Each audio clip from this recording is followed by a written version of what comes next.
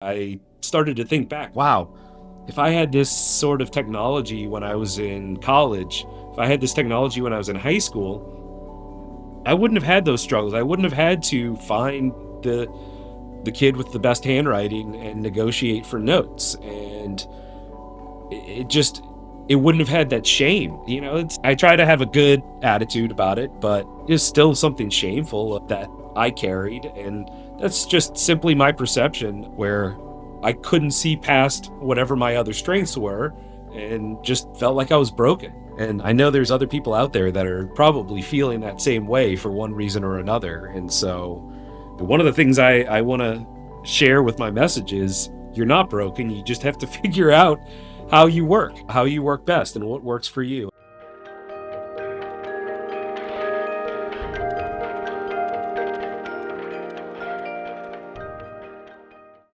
Welcome back to NITW Podcast. I'm Charles Kransberger. I'll be your host. I'm a consultant with Neurodiversity in the Workplace. So we are a boutique neurodiversity consultancy working with organizations large and small who are interested in doing a better job engaging with their neurodiverse customer base and workforce. Joining us today is our guest, Ashton Schultz. Ashton, welcome to the show. Morning, Charles. Thanks for having me. So, Ashton, give our audience overview of your background and why does this whole neurodiversity conversation matter to you? Yeah, absolutely. So I am a 20 plus year tech industry veteran. Started out working at Radio Shack back when I was in college, and that company's no longer in existence, but I was going to say that's a deep pull. Yeah. it is. Yeah, I guess I'm going to show my age, but I guess maybe my next bit of information will also show my age. I was diagnosed as ADHD in 6th grade back in the late 90s. So, we didn't know as much back then as we do now, and so I'm still on my learning journey. And I also lead an employee resource group in my current company on disability and inclusion. And so over the last few years, and as my kids get older, and I think that maybe someday I will have to navigate the same path of getting my kids tested, knowing that it's genetic. I just want to make this world a more neuro-inclusive place in education and workspace.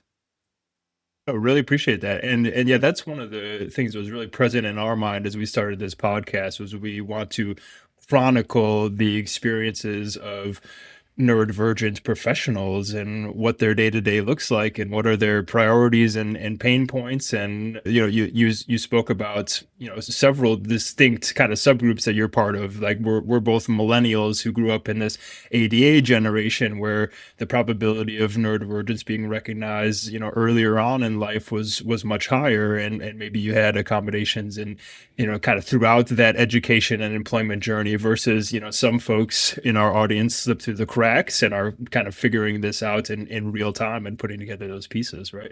And one thing that we had talked about in our initial discussions that I think you have a really interesting point of view on is the accommodations and support systems offered by employers.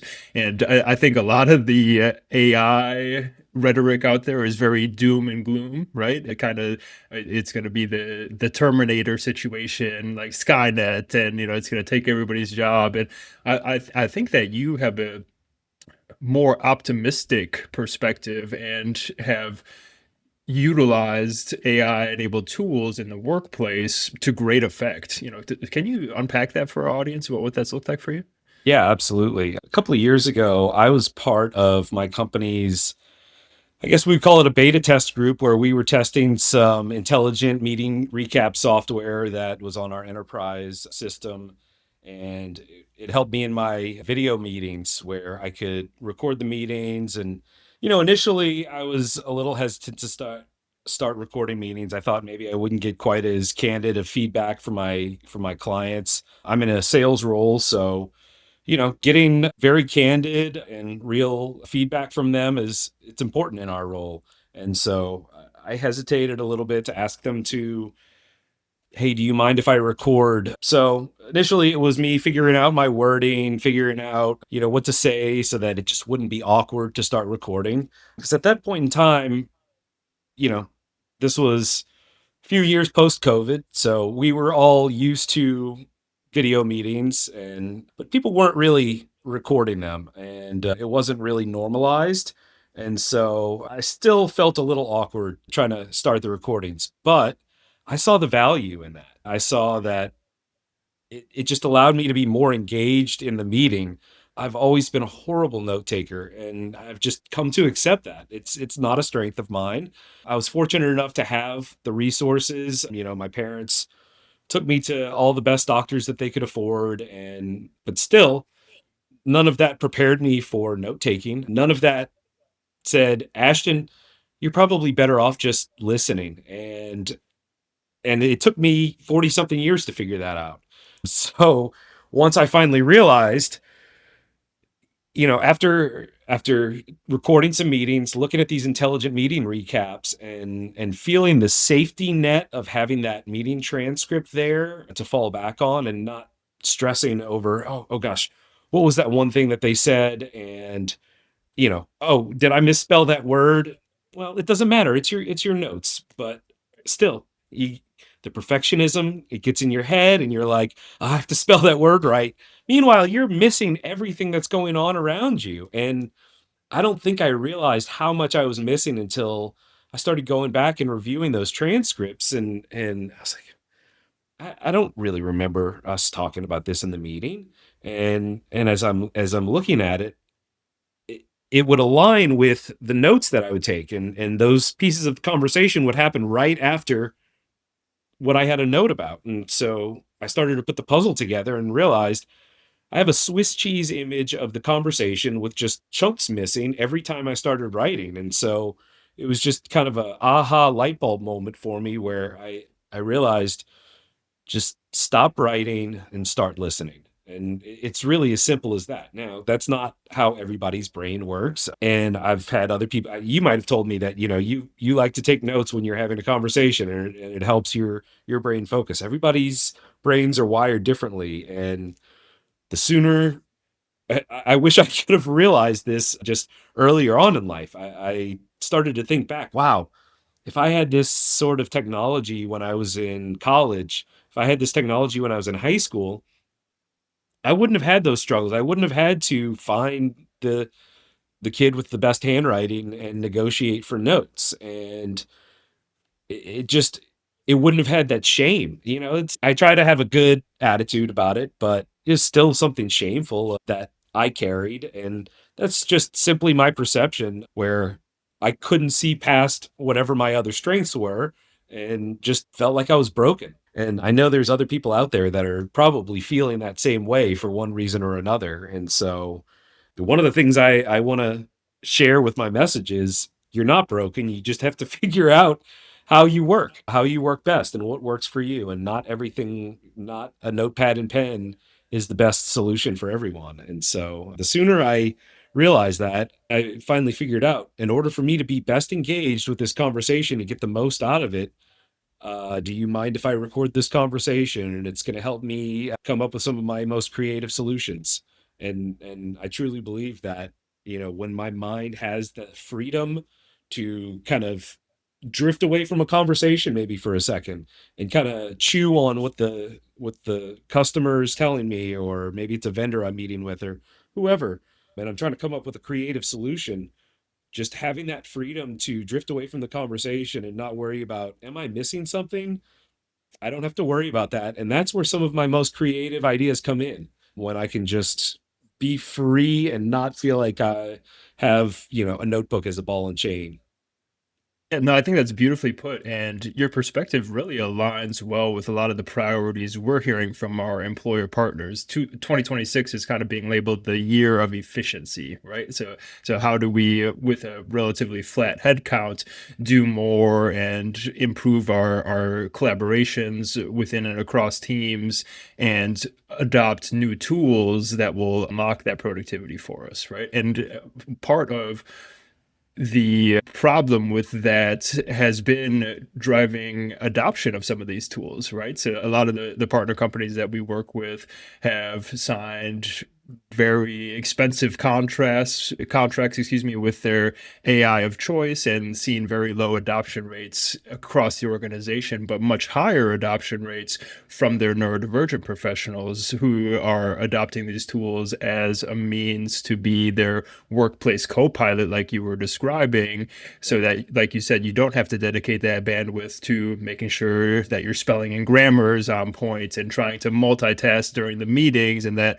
unlocks your bandwidth to be able to deliver on those client facing tasks that you're really driving value for your organization within, right? So I think that's beautifully put, and like you had said, that's your particular use case, but between autistic and ADHD and dyslexic professionals, they're going to find many other use cases for similar type of tools. So I'm curious, like you said, you participated in that beta group. Sounds like it went really well and was a light bulb moment for you. What happened after the beta group? Yeah, so unfortunately, I guess I was one of the ones who really adopted it, but unfortunately, I don't know if they just didn't see the ROI. I don't know. I found out on my own that I was part of it. I don't think there was any email that went out saying you're part of a beta group. I'm just a curious person. So I was poking around one day. I'm always trying out the new. I'm the type of person that reads the new feature releases when they announce them on software. I'm like, all right, what do I have to play with now? So of course, I figured out that I had new functionality that was added. Curiosity's a strength of a lot of folks with ADHD. And yeah, the curiosity paid off, but unfortunately, I don't think everyone was quite as curious as I was. Never really got the answer, but unfortunately, our company just decided not to roll it out. And that was the point where it really sank in, um, just how powerful of a tool it was. Until it was gone, I never felt so vulnerable because I knew what was possible. I knew what I was then capable of. The fact that it was the first time in my career I felt as though I was on a level playing field with some of my neurotypical peers. I was always jealous of the people who could, send a meeting recap off 5 minutes after a meeting and not 5 days later and sitting there struggling like, oh, what was that one action item that I said I was going to do? And I'm just, wasting time not sending a recap because I'm embarrassed that I can't remember one simple action item. And that's the kind of shame that, a lifetime of just micro dropping the ball, just little small things of forgetting action items. It makes you self-conscious and it erodes at your self-esteem. And so really this AI was giving me self-confidence. It was helping me feel like, hey, I, I do have strengths and I don't have to stress over what I'm not able to do or what, I forgot because I was thinking about a creative solution.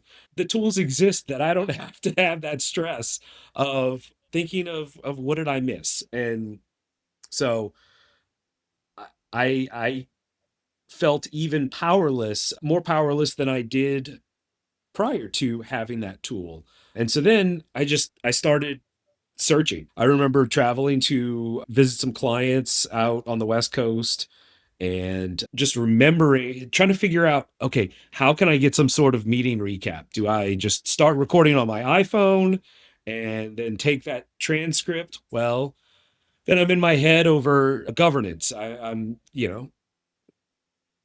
I don't want to be breaking any rules.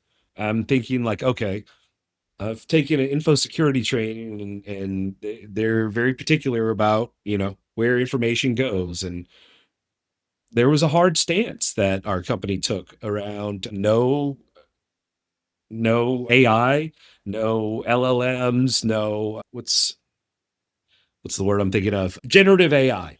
They didn't want us using any generative AI. And that's where I felt, really handicapped is okay, I know that these tools are available and I want to be able to use them safely. I want to respect the company's information and the security posturing, but I need these tools. So just I started digging and digging, and and started from our employee resource group. I remembered a website called, I believe it's called askjan.org, accommodation network. And it's a good resource for all kinds of different possible accommodations. So I would definitely recommend listeners check that out if they haven't. And I was searching for AI as an ADHD accommodation, and I couldn't really find anything on there. I wasn't really finding anything on there about AI. And so I knew there had to be something. So I started Googling and I found a blog post. I think it was a solutions architect from Microsoft that had written it. And it was talking about neurodivergent, how they were seeing great use cases in using their solutions for accommodations. And I was like, all right, now we're getting somewhere. So I forwarded the link to my boss and said, hey, I need this, I said, okay, cool. Let's submit a ticket. And so I submitted IT tickets trying to get, just trying to figure out, okay, what was the name of the software that I had? Who was the decision maker internally that has to approve. I didn't even know what I was asking for. So it was just kind of like I was starting from scratch. I didn't know what the formal process was. And to be honest, I thought, okay, yeah, I could probably go to HR and get this, but I'm going to try and I don't know. For some reason, I thought I was being difficult by going to HR. In hindsight, I should have gone right to them in the first place and not even put a IT or my manager through that. If I had any advice for people going through the same thing, it would be just talk to your HR representatives. Hopefully they have a process. It may be a formal process like mine was, but it's it's at least getting you closer to the people who want to make things happen. So, yeah, that would be my recommendation. But yeah, Yeah, great insight there, and yeah, I think you're highlighting kind of back to that tension we're seeing across organizations right now. Is again, they've signed the big AI contracts, they've hired expensive consultants to drive adoption and diffusion of these tools across the organization, and in the same breath, there's this hesitation about that adoption and diffusion because of some of these concerns. Sometimes people don't like being recorded. Sometimes there are data privacy and security concerns if you're allowing these tools to have read and write access. That was something that we had yeah, talked about. So not only is it like taking notes during the meeting, but it's if there's an action item to schedule a follow-up meeting, it's populating that on your calendar or adding those action items to your task list. And these types of capabilities that make you way more efficient, make you way better at your job. yeah, But nonetheless, there are these concerns at the organizational level that are making them balk a little bit. Because what we always like to see in terms of support systems is, let's start with that universal design conversation. So universal and inclusive design, I should say. So these things that we're talking about, like having an agenda before the meetings, having a note taker during meetings, having a shared recap with action items after the meetings, those are things that we should default to as teams, right?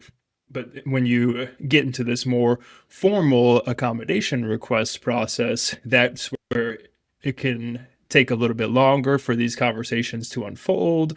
Sometimes rapport is lost along the way. Sometimes it's just about the specific request and not the unaddressed support need. And it's not as interactive and creative as it should be, finding alternative solutions. These are the types of stories that we hear about all the time. So yeah, curious what the result was from your experience with that formal accommodation request process, while also advocating for some of those universal and inclusive design principles, and just your take on that. yeah. I mean, there's some added irony to the situation is the fact that I work for a tech company and we're a large company, and one of one of our largest partners is the software that I was using. And so the fact that I couldn't get access to this software very easily and was having to submit an accommodation, yet I was still sitting through sales trainings about about selling this product and selling the benefits of it. And I'm over here screaming like, yeah, I get it. I get it and I want it and I need it. but I can't have it.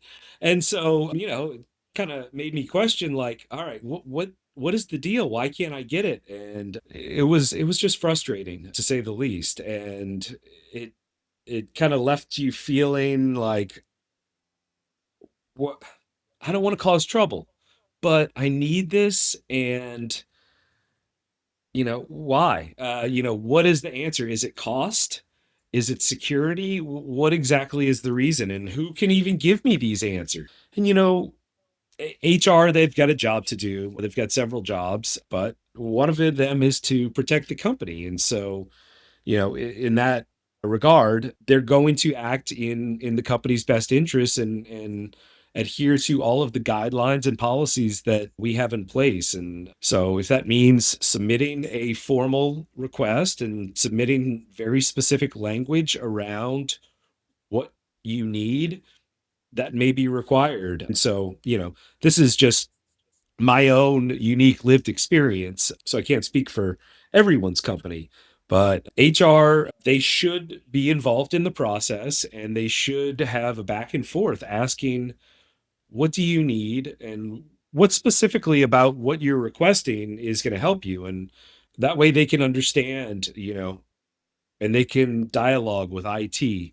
because IT, they may be the ones that are pushing back out of just, whether it's a lack of resources, whether it's cost, whether there's just things that need to happen before they can safely implement it, which I think that was probably the case in my situation. And however, when you mention, universal and inclusive design with a, large 20,000 plus global organization, we're eventually going to have to get there. AI is not going anywhere anytime soon. So yeah, you can bury your head in the sand and say, it's going to go. This is just a fad. It's just a bubble. The bubble's going to burst in 2027, whatever. It's not. The internet didn't go anywhere after the 90s, you know. So it's not a fad. It's changing the way that everyone works. And so one of the things I've noticed in this search for the tools that I need, and as a leader of the employee resource group, all of the other neurodivergent peers of mine in our resource group, they all saw the benefit as well. I asked them in our neurodivergent safe place chat, has anybody used this tool? Anybody else see benefit from it? And everybody immediately said, yeah, absolutely. Unfortunately, no one really wanted to fight the fight, for lack of better term, to get these tools. I think everyone else just kind of accepted the fact that corporate governance is not going to let us have this tool. And that just wasn't good enough for me. I thought, as a advocate in this space, we need to do better, and we need to figure this out. And yeah, because there's employees that are silently struggling, and it's not just employees with disabilities. Let's say there's someone who's not a native English speaker. You struggle. Maybe your boss is also not a native English speaker, and maybe you have different accents and it's hard to understand each other. That's a situation where having meeting transcripts could be really helpful for people to not have to go back and say, I'm sorry, could you go back and repeat that? And Yeah, it's that curb cut effect conversation, right? Like yeah. just because you designed a system or support for somebody with a disability or somebody who's neurodivergent, the end product is appreciated by a much wider audience, including some of the Yeah. audiences that you're highlighting. Yeah. And I had a conversation just the other day with someone who they see the value, and they just don't want to, like I was afraid of myself. They don't want to be the squeaky wheel.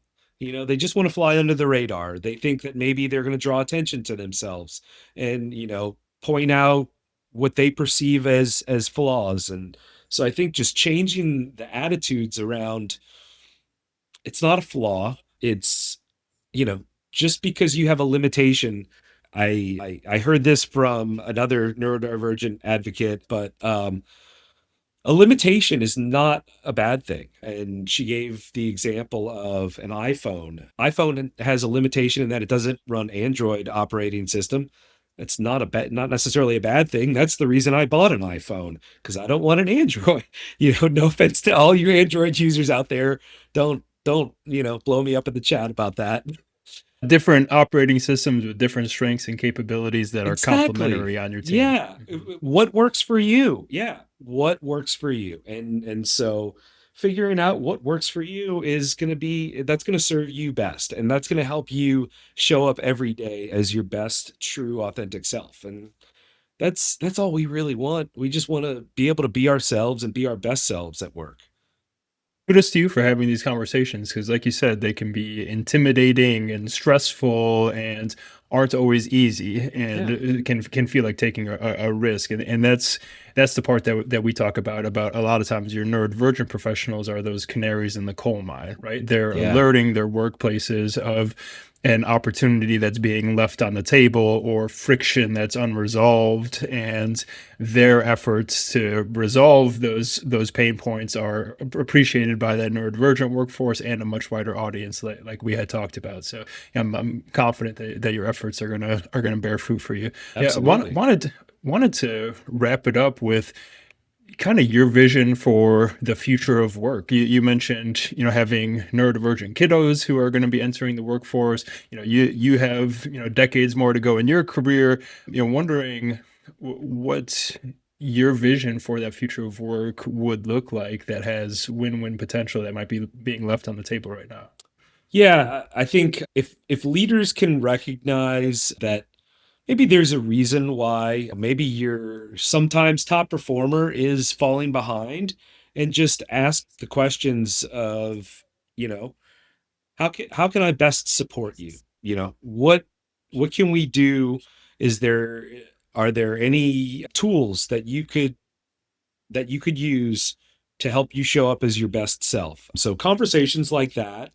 Normalize fidget toys. That's I made a at a recent conference that I went to. I was going to have a fidget toy on the banquet, the 8-person banquet round, the whole time there was a keynote. And so I brought a few fidget toys along with me. I love these specs odds because they don't make any noise, and you can just kind of toss them around, and it's just, the term I use is, it's almost a heat sink for your excess energy. If you imagine like a an amplifier, and it's got all those fins that help burn off the excess heat so it doesn't overheat.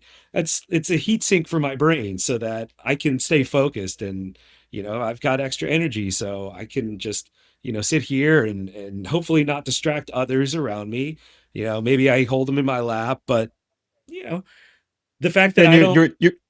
I'm sorry, you were talking about your mom earlier doodling. Like, I'm Yeah. sure when she was in the workforce or in school, she was being mislabeled as not paying attention, and when in fact the truth is precisely the opposite. Like, that's the Yeah. level of stimulation required to lock in. Yeah. Yes, yes, yes, absolutely. And the fidgeting legs in class, it's the same concept. There's so many things that I realize as an adult, as I learn more and more about how my brain works, that I realize I was, just self-medicating to try to focus. For example, chewing sunflower seeds is a form of stimming that I never realized was stimming. Where I used to sit at my desk, and if I was focused on a project, I would eat sunflower seeds all day. And I think it's the it doesn't take a lot of focus, but it's just, the fact that I keep a big cheek full of seeds in this side, and I have to move them over one at a time. And it takes just a little bit of brain power, and it's using up that excess energy that my brain has as I'm sorting the seeds in my mouth and chewing them and then moving and then spitting the shells out. It's just enough to help me really focus on what I'm trying to do. And That Goldilocks level of stimulation. Like, you're not yeah, under stimulated where you're sensory seeking, and you're not exactly. overstimulated where you're getting overwhelmed or distracted. You're Yeah. you're right in that Goldilocks zone. Yeah. There's nothing better for a road trip than chewing some sunflower seeds. Awesome. Well, no, Yeah. I really appreciate that perspective, Ashton. Yeah, it's a great call to action for our audience. And yeah, thanks so much for coming on. Absolutely. Thanks for having me, Charles.